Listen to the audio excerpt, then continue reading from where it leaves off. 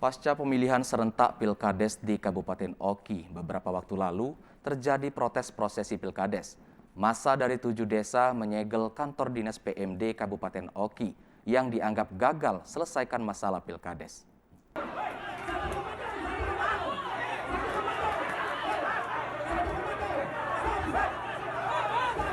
Massa yang tergabung dari 7 desa sengketa Pilkades Kabupaten Oki yang menamakan diri mereka Aliansi Masyarakat Peduli Pilkades mendatangi kantor Dinas Pemberdayaan Masyarakat Desa Kabupaten Oki.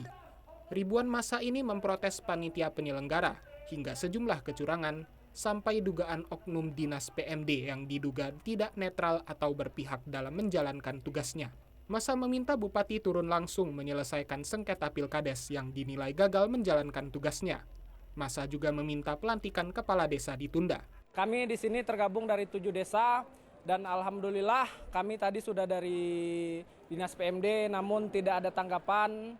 Kemudian ini kami ada di kantor DPRD Oki, kami di sini meminta untuk surat rekomendasi agar Bupati segera turun tangan untuk menyelesaikan sengketa Pilkades di Kabupaten Ogan Komering Ilir ini. Setelah menyegel kantor Dinas PMD Kabupaten Oki, ribuan massa selanjutnya menuju kantor DPRD Oki untuk meminta dukungan wakil rakyat atas sengketa Pilkades di Oki yang saat ini terjadi.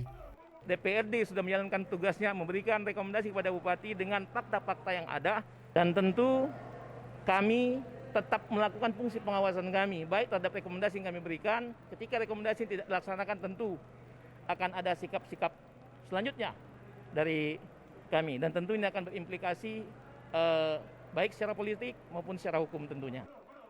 Terakhir massa menuju kantor pemerintah Kabupaten Oki. Yudi Gromiko, TVRI Sumsel melaporkan.